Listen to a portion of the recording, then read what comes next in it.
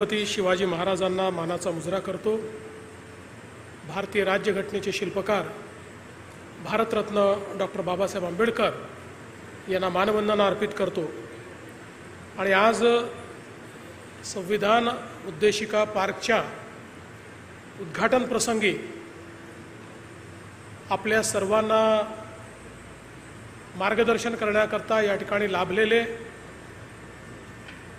आपल्या सर्वांकरताच भूषण असलेले सर्वोच्च न्यायालयाचे सरन्यायाधीश आदरणीय भूषण गवई साहेब, आपले लाडके नेते आदरणीय नितीनजी गडकरी, पालकमंत्री चंद्रशेखरजी बावनकुळे, ज्यांनी 2020ची बॅटिंग केली ते संजय शिरसाटजी,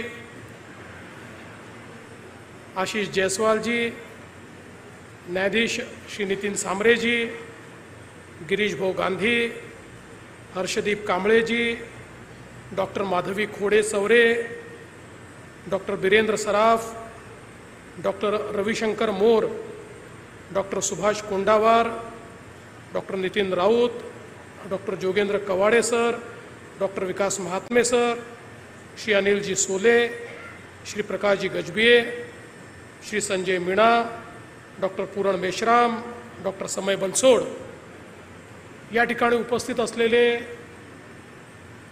बॉम्बे हायकोर्टचे सर्व सन्मान्य न्यायमूर्ती, माजी न्यायमूर्ती, उपस्थित असलेले सन्मान्य कुलगुरू, सर्व या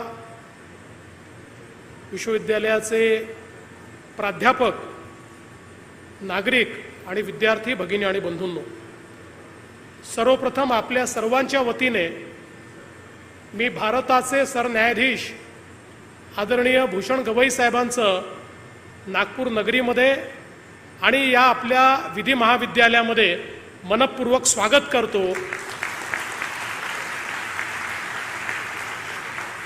आणि आम्हाला सर्वांना या गोष्टीचा अभिमान आहे की सर्वांना आपले वाटणारे असे गवई साहेब आज सर्वोच्च न्यायालयामध्ये सरन्यायाधीश म्हणून अतिशय चांगल्या पद्धतीनं जबाबदारी सांभाळत आहेत।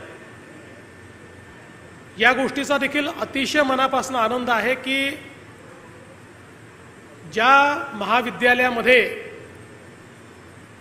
भारतीय संविधानाचे धडे आम्हाला मिळाले, संवैधानिक मूल्य आमच्या कृतीमध्ये ज्या महाविद्यालयामुळे रुजले, त्याच महाविद्यालयामध्ये अतिशय सुंदर अशा प्रकारचा हा संविधान प्रस्ताविका पार्क किंवा संविधान उद्देशिका पार्क या ठिकाणी तयार झाला। अतिशय सुंदर अशी भारतरत्न डॉक्टर बाबासाहेब आंबेडकरांची मूर्ती ही देखील या ठिकाणी तयार झाली। आणि आज त्याच्या उद्घाटनाकरता माननीय सरन्यायाधीश महोदय या ठिकाणी उपस्थित आहेत। त्यामुळे नागपूर विद्यापीठाचं, आपल्या विधी महाविद्यालयाचं आणि विशेषतः ही जी काही गिरीश भाऊंच्या अध्यक्षतेखाली समिती तयार झाली होती, या समितीचे मी मनापासून अभिनंदन करतो आणि आभार मानतो की अतिशय सुंदर अशा प्रकारचा पार्क या ठिकाणी तयार झालाय। आपण सगळे लोक जाणतो की भारताचं संविधान हे जगातलं सर्वात सुंदर संविधान आहे।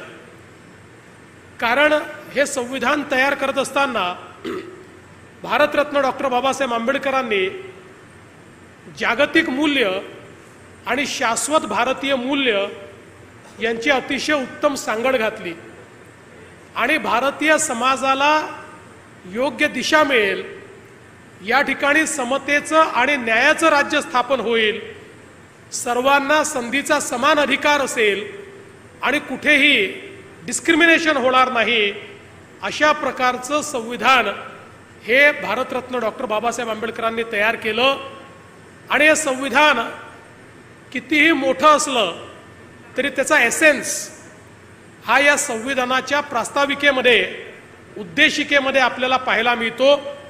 आणि या उद्देशिकेने जो मार्ग दाखवला आहे त्या मार्गावर देश आणि समाज चालला पाहिजे याकरता एक प्रकारे जी मूल्य तयार झाली ती मूल्य म्हणजे आमचं संविधान आहे, तो कायदा म्हणजे आमचं संविधान आहे, तो मार्ग म्हणजे आमचं संविधान आहे. आणि म्हणूनच भारतीय संविधानाच्या अमृत महोत्सवी वर्षामध्ये अशा प्रकारचा पार्क तयार होणं हे देखील अत्यंत महत्त्वाचं आहे. खरं म्हणजे आम्ही हा निर्णय केला की संविधानाच्या अमृत महोत्सवाच्या निमित्ताने महाराष्ट्रातल्या प्रत्येक शाळेमध्ये कॉलेजमध्ये आमचे जे विद्यार्थी आहेत या विद्यार्थ्यांच्या घरापर्यंत संविधानाची उद्देशिका गेली पाहिजे. मी आमचे पालकमंत्री बावनकुळे साहेबांचं अभिनंदन करेन की त्यांनी नागपूर जिल्ह्यामध्ये अत्यंत धडाडीने हा कार्यक्रम राबवला आणि त्या माध्यमातनं आता जवळपास 80% घरांपर्यंत आपण आपल्या विद्यार्थ्यांच्या माध्यमातनं ही उद्देशिका पोचवू शकलो आणि पूर्ण प्रत्येक घरापर्यंत पोचवण्याचा आपला तो प्रयत्न आहे. कारण या देशामध्ये आपलं संविधान आणि या संविधानाच्या उद्देशिकेत असलेली मूल्य ही जर आपण स्वीकारली तर या देशातले 90% प्रश्न हे नेहमी करता सुटतील. आणि म्हणूनच या उद्देशिकेचं आणि या संविधानाचं महत्त्व हे अनन्यसाधारण अशा प्रकारचं आहे.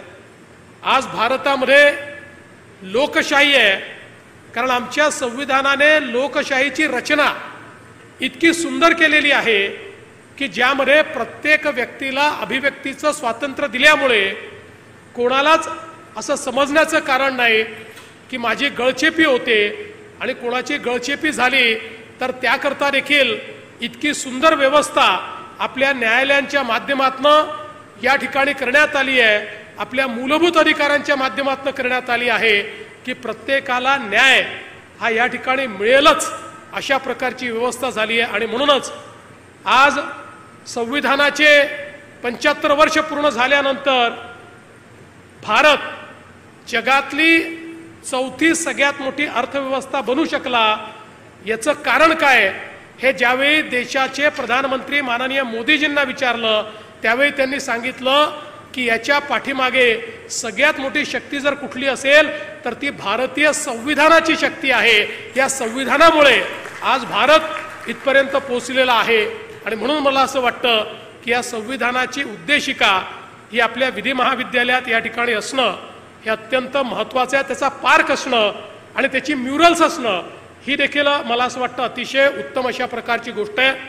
मगाशी शिरसाट साहेबांनी अर्धसत्य सांगितलं.